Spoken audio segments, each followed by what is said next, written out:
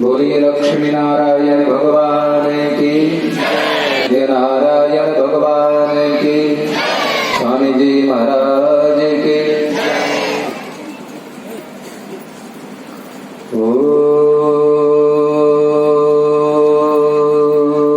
अस्मद्गुरुभ्यो नमः। अस्मद्परमगुरुभ्यो नमः। अस्मद्सर्वगुरुभ्यो नमः। श्रीमते रामानुजाय नमः। कान्तिः सीतामृषतिनिन्दितशारदेन्दुरो यतरैकतो विलसितामसिताङ्गशोभा वृन्दावनेऽपि कृतयामुलगम्। नमो नमो वाङ्मनसाति भूमये। नमो नमो वाङ्मनसैकभूमये। नमो नमो अनन्तमहाविभूतये। नमो नमो अनन्तदयैकसिन्धवे। न धर्मनिष्ठोऽस्मि न चात्मवेदी। न भक्तिमत्वशरणारविन्दे। अकिञ्चनोऽन्यः शरण्यं त्वत्पादमूलं शरणं प्रपद्ये। गुरुर्ब्रह्मा गुरुर्विष्णु गुरुर्देवो महेश्वरः। गुरुर्साक्षात् परं ब्रह्म तस्मै श्री गुरुवे नमः। बोले गुरुदेव भगवान की। परम मंगलमय परात्पर अखिलेश्वर अखिल कोटि ब्रह्मांड नायक अकारण करुणा मृणालय सर्वेश्वर सर्वान्तर्यामी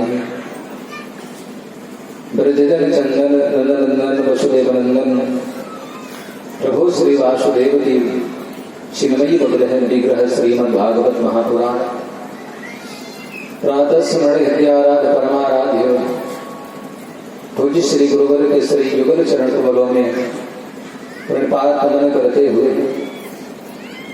दूर दराज से क्षेत्र से आसपास के गांव से आए हुए समस्त भगवत कथा रस रचित भगवत चरणाश्रित धर्मानुरागी शिवेंद्र श्रद्धामी वात्सल्य देवियों सन्मुख दर्शन दे रहे परम श्रद्धेय संत श्री रंगनाथ धीर स्वामी जी महाराज, स्थानीय महंत श्री राम प्रपन्नाचार्य महाराज, उपस्थित विद्वत संत भक्तवृंद, आइए दो बार भाव प्रेम के साथ में भगवत नाम स्मरण करें।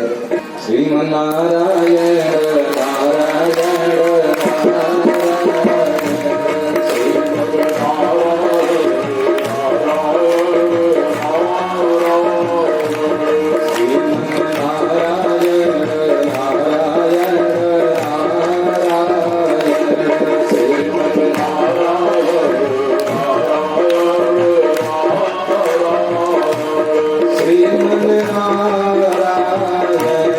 श्रीमन्नारायण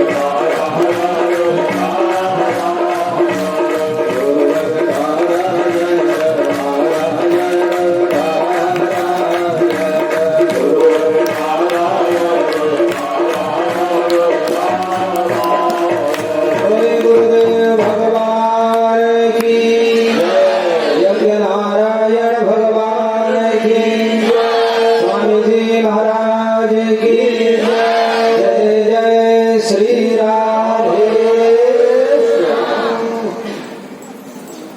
आइए, बड़ी पावन चर्चा हम सभी लोग अभी पूज्य श्री स्वामी जी महाराज के द्वारा सुन रहे थे। और कल भी शव कथा इसी समय पर होगी, तो बस बहुत बातों को न कहते हुए संक्षिप्त बात रखी जाए।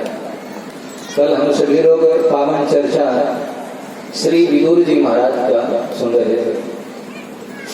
परीक्षित महाराज से श्री शुकाचार्य महाराज पूछे कि परीक्षित ये बताओ कि ईश्वर यानी भगवान, जिसको हम परमात्मा कहते हैं, जिसको नारायण कहते हैं, जिसको अजन्मा कहते हैं, जिनको ईश्वर कहते हैं, वो ईश्वर, वो भगवान, वो नारायण, वो परमात्मा, इसके ऊपर कृपा करते हैं। बता है परीक्षित जी महाराज ने हिसाब से बताया। सुखदेव जी महाराज बोले कि परीक्षित ये बात नहीं है, बात ऐसी नहीं है। भगवान के लिए कोई वस्तु का महत्व नहीं है। हमने वस्तु कितना समर्पित किया ये महत्व की बात नहीं, क्योंकि अनंतानंद ब्रह्मांडों का नायक जो है, अनंतानंद ब्रह्मांडों का स्वामी जो है, ये संकल्प मात्र से सृजन पालन लय करते हैं।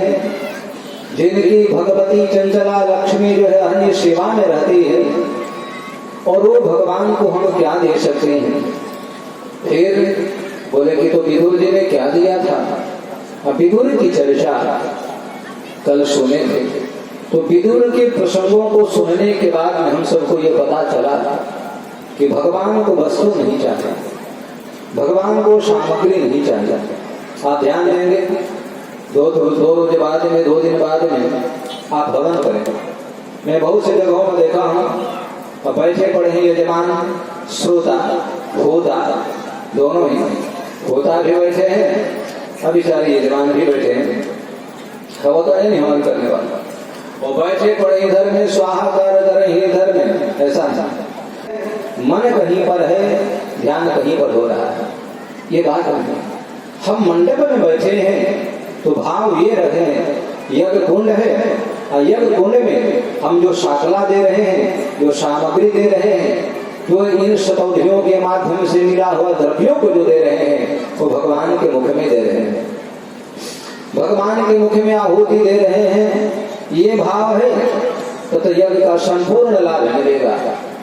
लेकिन बात ये है, हवन तो हम करते हैं, पूजा जरूर करते हैं, माला जरूर जपते हैं, और कथा भी सुनते हैं, सुन ही रहे हैं, लेकिन हमारी तल्लीनता जो होनी चाहिए, प्रेम जो होना चाहिए, समर्पणता जो होनी चाहिए, भाव जो होना चाहिए, भाव नहीं बन पाता है। इसलिए गोस्वामी तुलसीदास महाराज लिखते हैं कि मंत्र जाप मम दृढ़ विश्वासा पंचम भजन सुवेद प्रकाशा।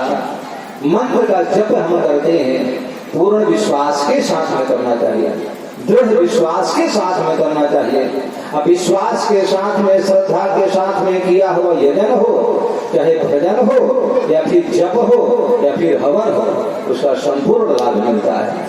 इसलिए भगवान को हम जो वस्तु दें, जो भी वस्तु समर्पित करें, भेंट करें, वो वस्तु के साथ में भाव प्रधान होना चाहिए।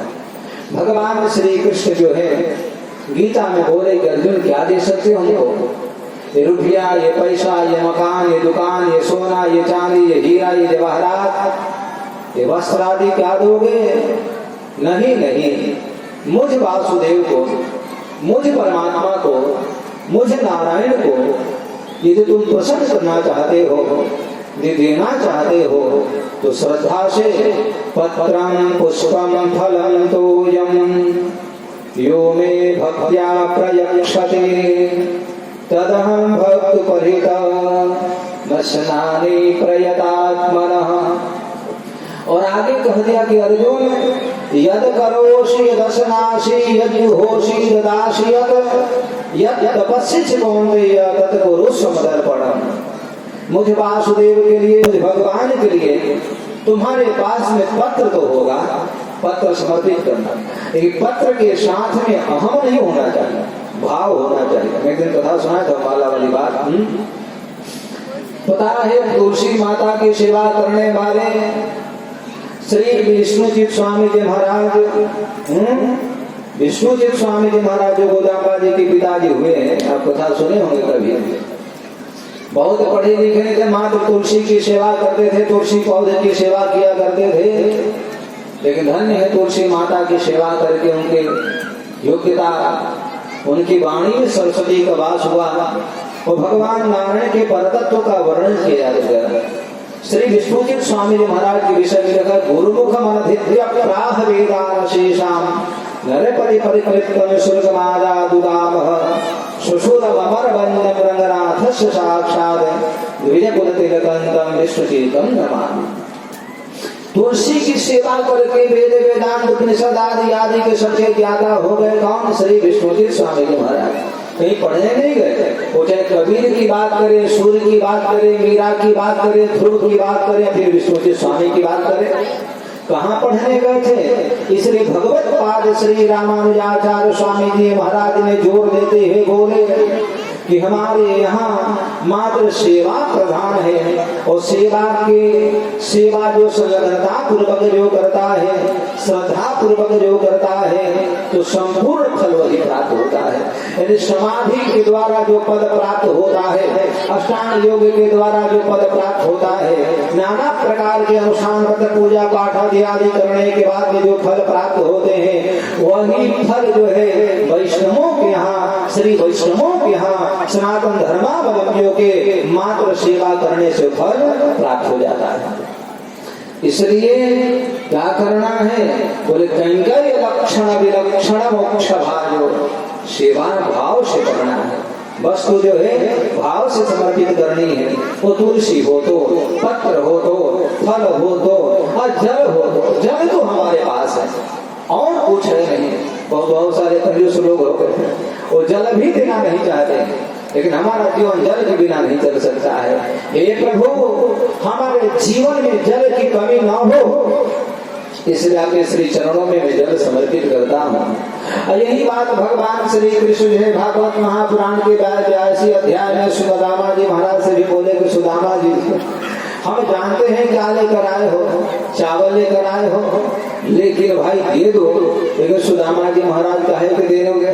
भगवान बोले भी पत्रम पुष्पम फलम तो यम, लेकिन सुदामा जी नहीं माने।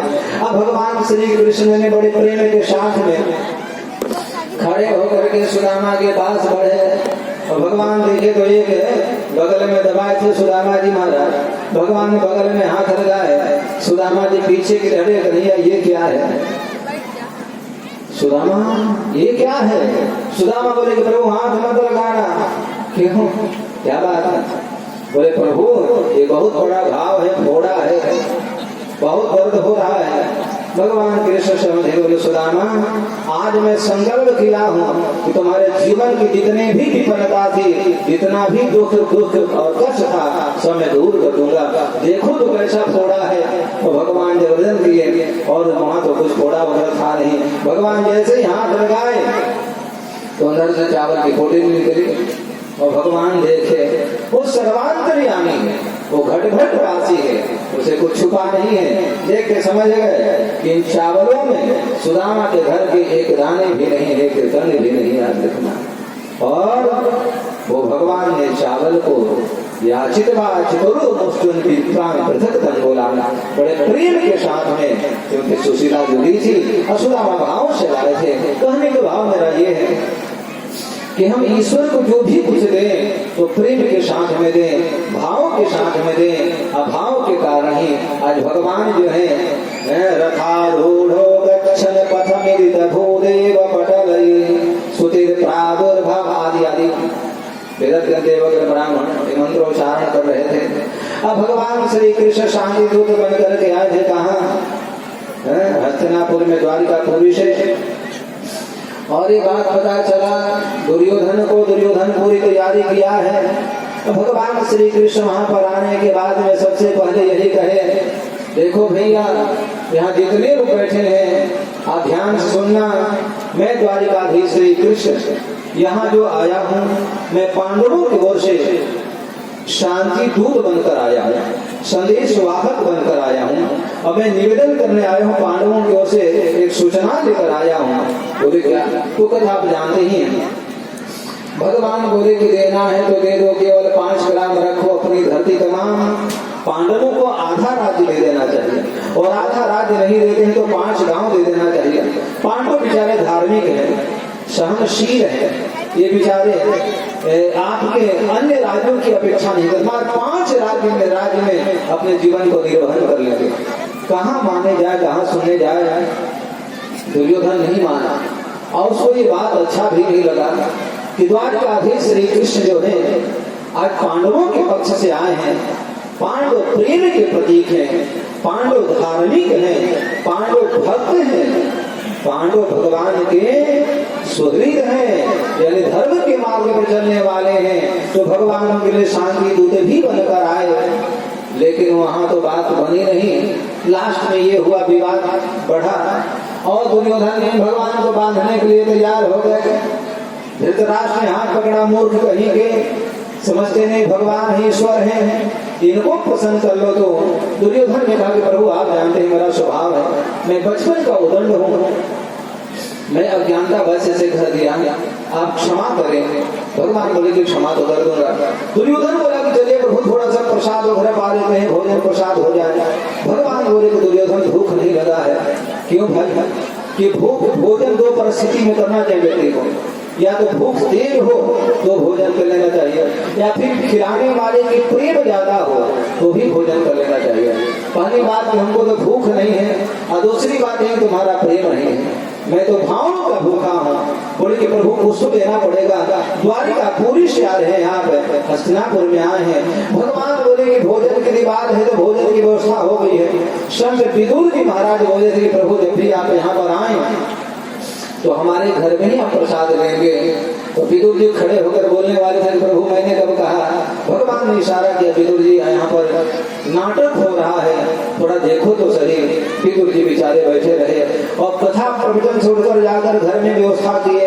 कथा सुने हो, माखन लाए थे, मिश्री लाए थे, पता नहीं क्या क्या लाए थे। और भगवान भूखे श्री कृष्ण 56 प्रकार के व्यंजनों को, भोजन को छोड़ करके और पहुंच गए विदुर के यहाँ। वहां जाकर आवाज लगाया। विदुर तो मौके पर नहीं थे, विदुरानी थी। अब विदुरानी आज देखी कन्हैया को भाव विभोर हो गई, शुद्ध बुद्ध भूल गए, शरीर का ख्याल भी नहीं रहा। और कन्हैया को कहाँ बैठाऊं, कहाँ खिलाऊं, क्या खिलाऊं, कैसे रखूं?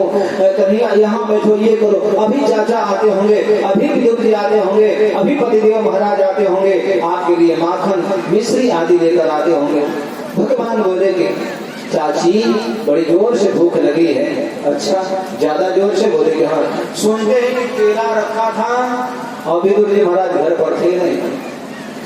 विदुरानी बेचारी हाँ बस जो है भगवान के लिए केला छिलकर खिलाने लगी।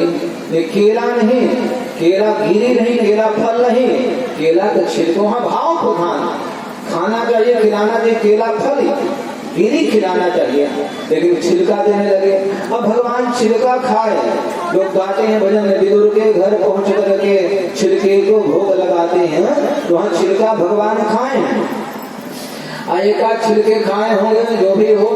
तब तक आगे विदुर जी महाराज देवल देवी जल्दी करो, कन्हैया आते होंगे, कृष्ण आते होंगे, आते नहीं, आ चुके हैं। अरे आगे बोले हाँ। अब देखे तो केला फली जमीन में रखा है, छिलका का पता नहीं, भगवान छिलके को पकड़कर खा रहे थे।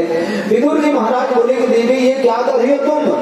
ये भगवान कन्हैया कृष्ण के लिए तुम केला का छिलका खिला रही है। विदुरानी छिलका का मैं जो केला दे रही हूँ, वहाँ तो हाथ अरे राम, हमारे मस्तिष्क में, हमारे दिल में, हमारी बुद्धि में ये जरा भी क्या नहीं रहा कि खिलाना चाहिए फल, वो खिला रहे छिलके। अरे कन्हैया ये नहीं, ये खाओ। तो पता है विदुर जी महाराज ने अपने हाथ से केला छिल करके कन्हैया के हाथ में फल दिए, केला फली, और बोले कि प्रभु ये खाइए ना, बड़ा सुंदर लगेगा। कन्हैया बोले ठीक है। कन्हैया लेकर के उसको खाए, और जैसे ही खाए बोले कैसा लगा? बढ़िया लगा ना? माखन मिश्री दिए। कौन सा मीठा है? ये फली मीठा है या फिर माखन मिश्री? आपको तो भाता है, बचपन से अच्छा लगता है। कन्हैया ने कहा कि चाचा जी, विदुर जी, जो मिठास, जो प्रेम में जो मधुरता, जो समर्पणता इस छिलके में था, वो फल में नहीं है। जो श्रद्धा इसमें जो थी, वो श्रद्धा माखन मिश्री में नहीं है। आप जानते हैं मैं क्या खाऊंगा, मैं क्या लूंगा, और भगवान वहां पर बोले हैं कि भाव का भूखा हूं मैं, भाव ही एक सार है, जो भाव से मुझको भजे तो भव से बेड़ा पार है। इसलिए भगवान को हम जो वस्तु प्रदान करें भाव से होना चाहिए। और अब वही नहीं, यज्ञ की निमित्त जो वस्तु दे रहे हैं, अब कार्यालय में सुना है तो ये नहीं कि यार पूरे गांव के लोग होते मैं कई घंटा बैठूं, ये कोई बात है क्या? मैं कई घंटा फावड़ा चलाऊं, मैं कितना झाड़ू लगाऊं, मैं कितना भोजन परसों, नहीं। जब तक हो भाव से करें, उसको बेकारी मत डालें। ईश्वरीय निमित्त जो कार्य किया जाए उसमें प्रेम प्रधान होता है, भाव प्रधान होता है। अभाव यदि बन गया तो फिर वहां पर ईश्वर दूर नहीं है। भाव का अभाव है तो भगवान बड़े दूर है, अभाव का अभाव नहीं है तो भगवान बड़े करीब है। इसलिए भगवत प्राप्ति में सर्वोत्तम साधन यदि कोई है तो केवल भाव प्रधान है। इसलिए हम यज्ञ शाला में बैठेंगे, यजन करेंगे, हवन करेंगे, और जो भी भूदेव लोग आएंगे, ब्राह्मण देवता लोग आएंगे, ये मत समझे कि छोटे हैं तो बच्चे हैं तो मर्दराज हैं तो क्या है, वो आपके अतिथि हैं। 5 दिन के जो देवता हैं, आप उनको तिलक लगाएंगे, उनको वस्त्र देंगे, वर्णित करेंगे, यहाँ भोजन की व्यवस्था है, भोजन कराएंगे, तो 5 दिन 7 दिन भाव में अभाव न हो, प्रेम बना रहे। यदि ऐसा प्रेम भाव बना रहे तो यज्ञ सार्थक होता है, यज्ञ का संपूर्ण फल मिलता है। और नहीं तो भाई यदि अपने बुद्धि लगाने लगे, अपना दिमाग लगाने लगे, तो फिर वहाँ ईश्वर दूर हो जाता है। इसलिए 5 दिन 7 दिन का जो समय है, श्रद्धा से कथा सुने, श्रद्धा से प्रसाद स्वीकार करें, श्रद्धा से सेवा करें, श्रद्धा से प्रदक्षिणा करें, प्रेम से हवन करें, प्रेम से दान करें, निश्चित ही हम सबका मंगल होगा। और आगे की चर्चा पुनः हम सभी लोग करेंगे।